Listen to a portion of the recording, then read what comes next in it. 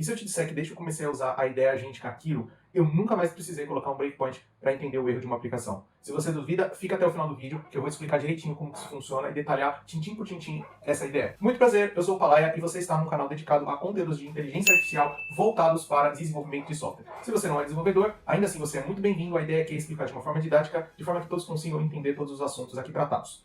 E antes de eu dar mais detalhes, você precisa primeiro entender o que é o Kiro. Ele é uma IDE agêntica, que significa que ela é um ambiente de desenvolvimento de software com inteligência artificial integrada. E nesse contexto de inteligência artificial integrada, você tem agentes responsáveis por diversas tarefas que vão rodar em background para que você consiga desenvolver o seu software com o menor esforço possível e a maior assertividade, certo? Agora que você entendeu o que é uma ideia agêntica, você precisa entender em que contexto o Kiro pode ser utilizado. A princípio, ele foi criado pensado exclusivamente para desenvolvimento de softwares. Porém, com o passar do tempo, os profissionais começaram a perceber que ele é uma ferramenta ótima não só para desenvolver, como também para testar, para escrever histórias e até mesmo para fazer code review daquilo que foi desenvolvido. Com o Kiro, você pode atuar de duas formas principais. Uma delas é o modo Vibe Code e outra é o modo Spec. O modo Vibe Code, ele já é muito conhecido pela comunidade de desenvolvedores, o termo já é até alvo de críticas, de polêmicas, mas basicamente você vai conversando com a IA, pedindo para ela fazer determinadas ações no teu código, ela vai pegar aquela solicitação em linguagem natural e transformar isso num código implementado. Ou seja, você vira para a IA e fala, eu preciso que você altere a classe cliente para que eu tenha uma nova propriedade chamada telefone,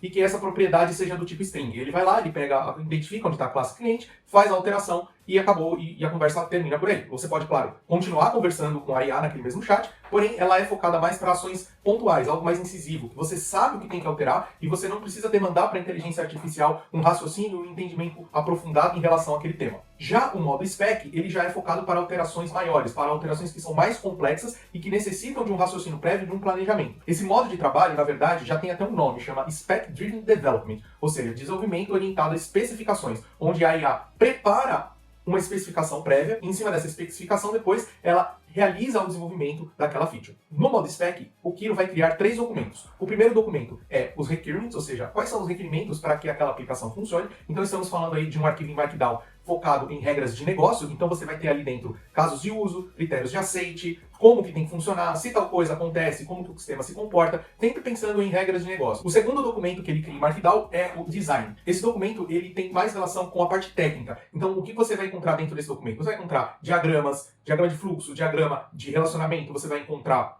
códigos, trechos de código, explicação, detalhes sobre camadas de apresentação, como que o sistema se comporta, como que ele é dividido, a organização dele interna, tudo referente à parte técnica. E o terceiro documento da especificação que ele cria é efetivamente as atividades que ele vai executar, ou seja, onde que ele vai alterar, o que ele vai fazer. Então você vai ver ali, por exemplo, alterar a classe cliente para adicionar um novo método de validação de CPF.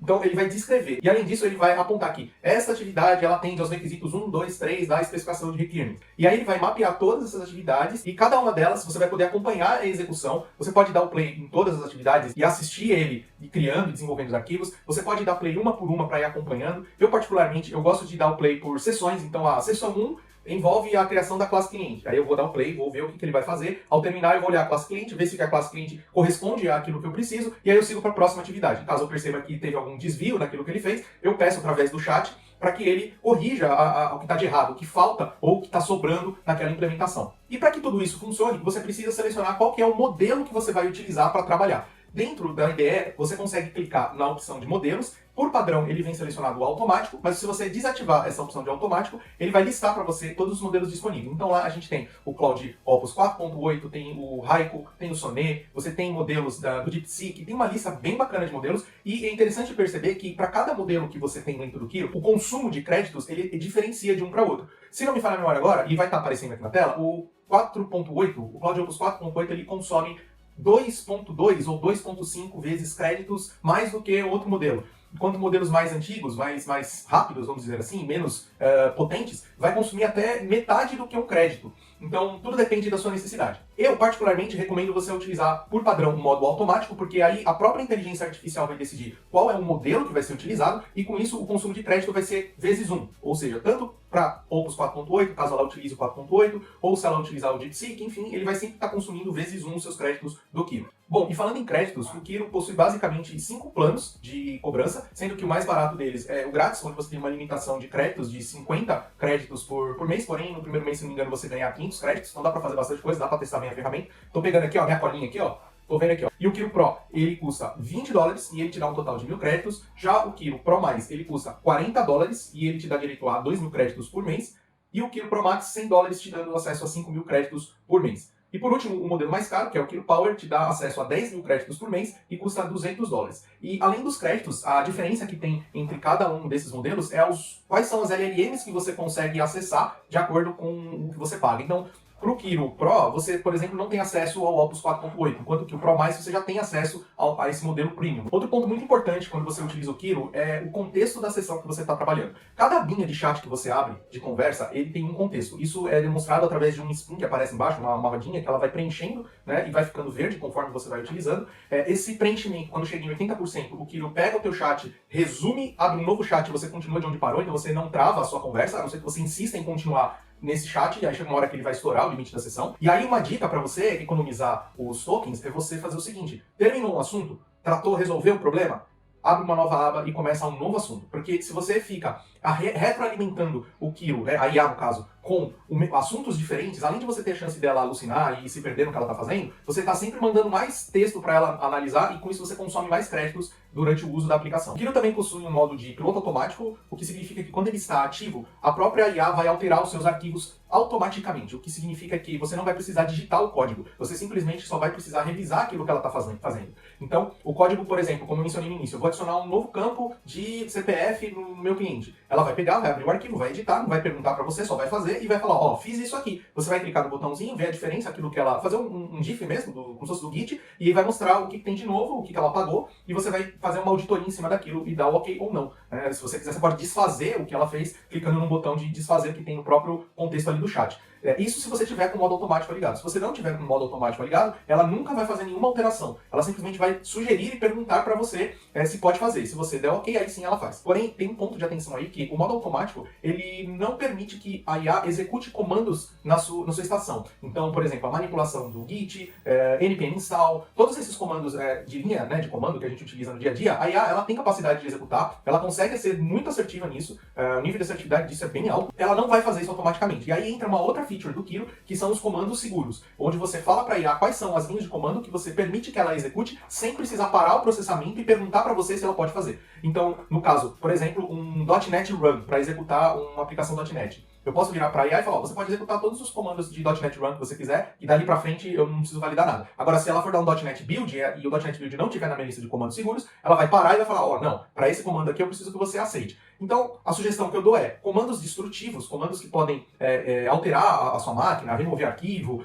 ou até mesmo manipulação de nuvem, por exemplo, a AWS. Se você usa a AWS CLI e der acesso a ela ao CLI, você não vai deixar ela, por exemplo, subir uma infraestrutura, subir um EC2, criar um EKS no seu ambiente, porque isso pode gerar um custo que você não estava pensando, e isso vai ser um problema. Agora, eu deixo, por exemplo, com que o Kiro consiga listar o CloudWatch, os logs do CloudWatch, para fazer análise de bugs, para verificar por que deu um erro. Isso para o meu Kiro ele é liberado para fazer. Se ele entender que ele tem que fazer para analisar, ele vai lá e faz e não me pergunta. E o risco, não existe um risco dele ler o CloudWatch e gerar um bug, ou derrubar a minha aplicação, ou subir uma instância de algo que vai gerar um custo adicional na minha fatura. A visão computacional do Kiro também é uma feature muito boa e você precisa usar e abusar desse recurso porque ele realmente faz diferença no seu dia a dia. Eu já uma vez precisei criar uma aplicação parecida com outra, porém eu não tinha o código-fonte, eu só queria algo similar. Eu falei, poxa, legal essa telinha aqui, gostei, esses campos fazem sentido para essa minha aplicação. Eu peguei, printei essa aplicação, essa outra aplicação, peguei esse print, joguei no Kiro e falei, eu preciso que você replique essa tela de cadastro dentro da minha aplicação atual. Ele leu, identificou todos os campos, automaticamente ele gerou essa tela em React para mim. Eu tive que fazer alguns ajustes, por exemplo, existem alguns campos que eram drop-downs e eu precisava explicar para o Kiro o que ia listar dentro daqueles drop-downs. Ele não tinha como adivinhar isso. E aí ele conseguiu, montou toda essa telinha para mim e foi algo realmente bem impressionante. Você consegue printar, por exemplo, o browser. Imagina que você tem um browser aberto e você deu um erro no console do browser. Você aperta F12, listou, tem lá um erro em vermelho. Você printa toda essa tela, inclusive o F12 aberto, ali a parte de desenvolvimento, joga pro Kiro e fala, ó, quando eu cliquei no botão tal, não funcionou, deu um erro e o erro está aparecendo para você aí na tela, no F12. Ele vai conseguir ler aquela tela e interpretar essa parte que é do sistema, a parte do log, e vai ler o log, entender o erro e muitas vezes chegar numa solução para você. No menu do Kiro, à esquerda, você tem algumas features bem interessantes e uma delas é os Agent Hooks. O que são Agent Hooks? Eles são automações de processos que você faz manualmente e você nem percebe e consome muito do seu tempo no dia a dia. Por exemplo, eu quero executar toda a minha aplicação, eu quero subir minha API, eu quero subir meu front-end automaticamente. Geralmente, o que você faz? Você clica no botão do play, né, no caso do Visual Studio, mas em algumas situações, por exemplo, eu tenho que rodar o front-end. Então você vai dar lá um ng service, se você tiver no Angular, você vai dar um npm run, se você estiver usando um React, e todas essas linhas de comando você consegue, de forma automática, pedir para o Kiro executar para você, mas você não precisa ficar falando para ele, ó, eu quero que você execute meu front-end e o meu back-end. Você vira para o Kiro e fala, ó, cria para mim um agent hook que executa a minha aplicação, tanto front como back-end em ambiente de local ou em desenvolvimento. Ele vai montar para você essa automação e a partir daí você vai ter na sua IDE um botãozinho de play, você clica e ele vai subir a aplicação para você. Outra forma de utilizar esse recurso de uma forma bem inteligente é você monitorar arquivos que são alterados na sua solução. Então, por exemplo, você tem um arquivo com o idioma em português, inglês e em espanhol do seu front-end. Você altera o arquivo de português e cria um agent hook que ele monitora. Sempre que esse arquivo ele é alterado, ele vai pegar essa alteração e vai replicar ela para os outros idiomas. Automaticamente, ele cria a tradução e altera nos arquivos correspondentes. E aí você não precisa, cada vez que você vai adicionando novos textos na sua aplicação, ficar traduzindo manualmente e levando isso para aqueles outros arquivos. Ele vai fazer isso automático. Nem o play você precisa dar se o agent hook estiver definido para execução automática. Fora isso, o Kiro também precisa de contexto para trabalhar bem dentro da sua aplicação. E para isso a IDE ela fornece a área de Agent Steering and Skills. O que significa isso? Quando você abre uma aplicação, por exemplo, que não foi desenvolvida pelo Kiro, ou quando você inicia uma aplicação do zero, você pode mapear, certo, tudo aquilo que existe naquela aplicação. No caso de uma aplicação que já existe previamente, você abre o diretório da aplicação, clica na opção e ele vai ler todo aquele diretório, ele vai entender a estrutura e ele vai criar alguns arquivos em Markdown para conhecer aquele software. Então ele cria um arquivo de produto sobre o que é o produto, o que é aquela aplicação, ele cria um arquivo tecnológico, qual é a stack tecnológica que você utiliza. Ele cria vários arquivinhos Markdown para que ele entenda onde as coisas estão, para que servem, e com isso ele consegue ter um alto grau de assertividade naquilo que ele está desenvolvendo. E aí uma recomendação que eu dou para você é agregar novos conhecimentos nessa aba de habilidades através de arquivos Markdown que você cria, por exemplo, de forma personalizada. E aí você fala, eu vou ter que criar um arquivo Markdown na mão, é chato, tem que ficar colocando, né, hashtag, ele é chatinho de montar se você parar para fazer na mão. Porém, aí é que vai o ponto, você não precisa criar esse arquivo, você pode simplesmente pedir para o Kiro criar esse arquivo para você. Você explica para o Kiro o que você precisa e ele monta esse arquivo. Então, vamos supor que você tenha um padrão de commit, você tem que commitar com uma mensagem de uma forma formatada de um específico. Começa a feature, começa com fit, hotfix começa com fix e por aí vai. Eu preciso que você crie uma skill em que todo commit ele seja formatado com este template aqui. E ele vai fazer isso para você. E a partir daí, sempre quando ele fizer um commit no Git para você, ele vai perceber que tem aquele documento ali e ele vai utilizar e vai manter o padrão que você está acostumado a utilizar. Por exemplo, você pode adicionar diretrizes também para que a minha codificação ela tem que ser feita sempre em inglês. Então você vai lá e vai criar esse documento de padrão de código que vai ser sempre em inglês. Padrão de nome de variável, padrão de constante. Então vamos seguir as convenções da Microsoft para programar em C#.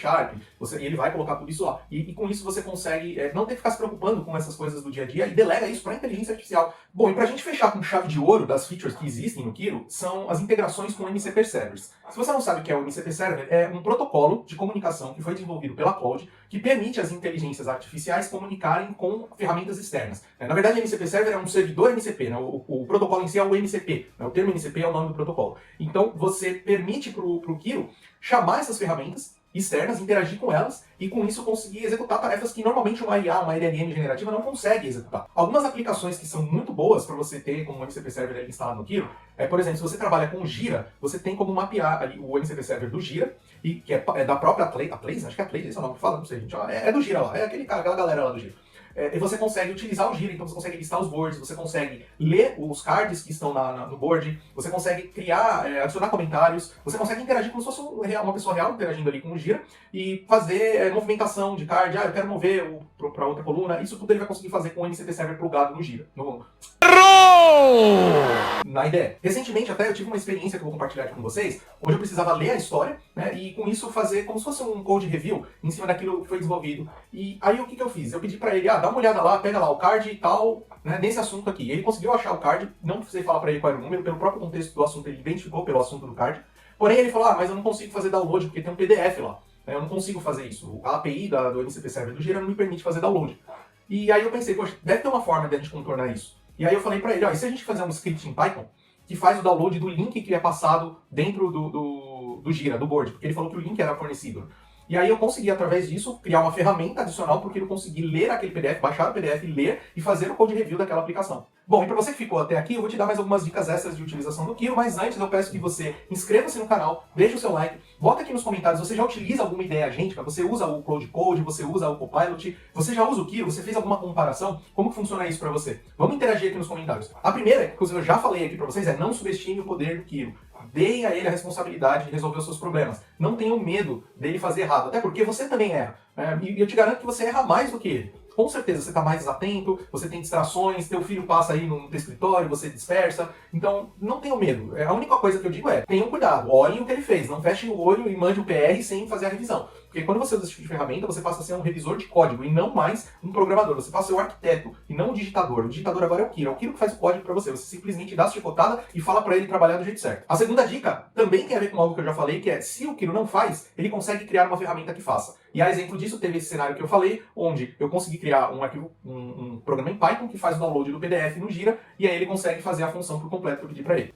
Outra dica interessante é que todo projeto que você abre com o Kiro, ele cria uma pastinha .Kiro dentro, e lá dentro tem todos os markdowns que ele foi criando, tudo aquilo que ele interage, as especificações que ele cria no modo spec, tudo que ele faz, os arquivos, ele cria tá ali dentro. Então, caso você não esteja achando, ou queira ler diretamente num outro editor de texto, você consegue acessar essa pasta através do Windows Explorer, e assim você consegue ler esses documentos. Tem um MCP Server também muito bom, que é o MCP Server do Google, do Chrome, onde você consegue utilizar esse MCP Server junto com o Kiro para navegar na sua aplicação simulando um usuário logado. Então você consegue acessar, ele vai abrir um Chrome com a sua aplicação rodando, o seu site rodando, vai navegar, vai fazer testes. Então isso é muito bom, por exemplo, para testes de qualidade, para QA. O QA ele pode utilizar o Kiro para implementar cenários de teste, verificar se está tudo funcionando, e não só isso, no final ele pode criar um relatório em cima dos testes que foram realizados, criar, por exemplo, um card do tipo bug no board e com a descrição do cenário que foi aplicado, o resultado que foi obtido e também como talvez até resolver aquele bug. Bom, definitivamente o mundo de IA está mudando, né? Esse mundo de desenvolvimento não tem mais volta. Se você não está utilizando ainda essas ferramentas, você vai ficar para trás, porque a produtividade ela escala até 10 vezes dependendo